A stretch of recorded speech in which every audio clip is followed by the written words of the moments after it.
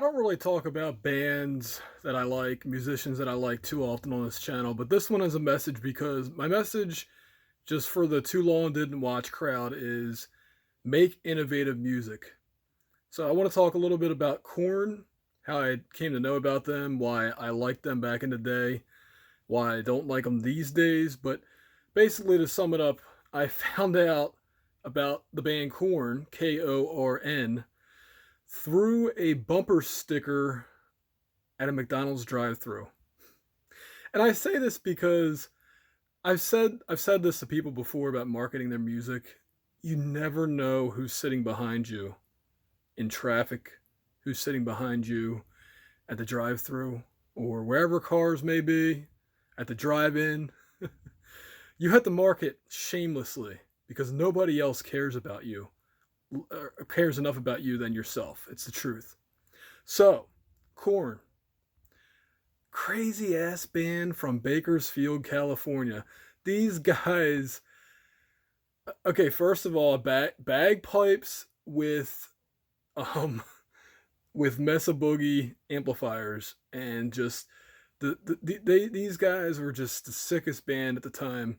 Um, they, obviously once they got on MTV, that's where they blew up. But even before then, it was like they were doing things differently. Like their music arrangements were just insane.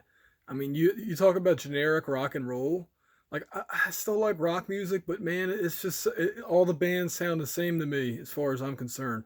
There's no real standouts. Maybe Imagine Dragons, maybe like one of the standouts, but like there's no Nirvanas, there's no Foo Fighters, there's no Metallicas, there's no KoRn, there's you know Lin- Linkin Park's another good one. I mean, these guys blended like hip hop and like techno music with rock, and they were the fact that they had two lead singers, so it was a duet band on top of the mashup, and that's what I want to get across to people out there who are recording their own music, and maybe you're just not getting the attention. It's a very tough industry. It was even tough back then, but if you're just doing what everybody else is doing, nobody cares. You're generic. You're a cheese pizza.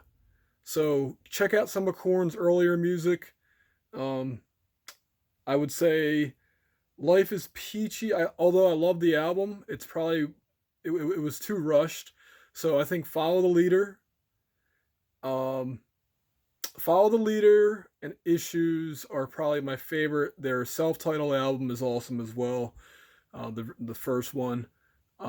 Actually, that's probably the one I've played the most. So I guess I'll just call that one my favorite. Followed by Follow the Leader. Follow the Leader just has so much variety. Here's another thing: they collaborated. Rock musicians don't collaborate enough with other musicians. On KoRn's third album, they did several collaborations. They did cover music. Not they didn't do cover music until that one song. So I'm thinking of another band.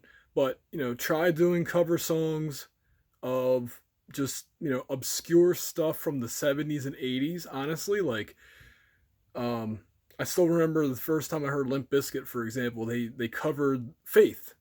I believe that was a David Bowie song, or Bowie, however you pronounce it.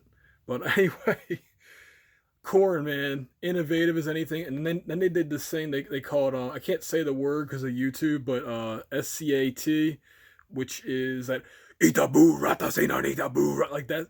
That's just crazy stuff, man.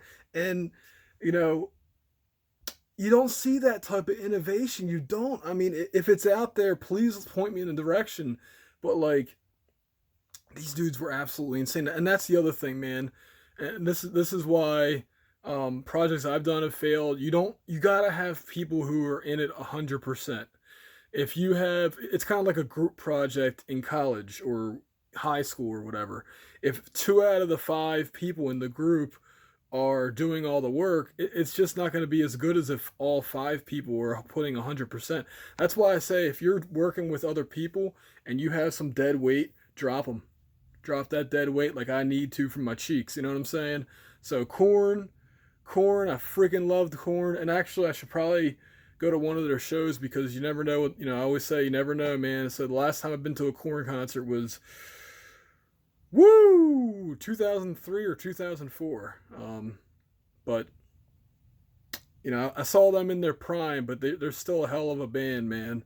And I actually regret not going, because they did a concert series where they were playing their self-titled album, and I should have went to that. But there's only so much time in a day, only so much money in the bank. So thanks for watching, and I hope you guys, if you've never heard of KoRn, check them out. And I hope you get inspired by bands like them, because just like I said, generic cookie cutter music is not going to cut it if you're trying to get a record deal, or if you're trying to grow your audience. People need to feel your music, you know what I'm saying? And you can't teach that. You just have to. I always tell people, look, man, these motherfuckers, and I'm going to call them motherfuckers, telling people to make one song per week or one song a day, fuck them. The best music, some of the most classic music, modern music, I should say, not Beethoven and shit like that, but stuff from the 70s, 80s, 90s, even some stuff in the 2000s, the classic stuff took months to make. Look at the Smashing Pumpkins, Melancholy and Infinite Sadness. That album took I don't know how long to put together. It's a masterpiece, in my opinion.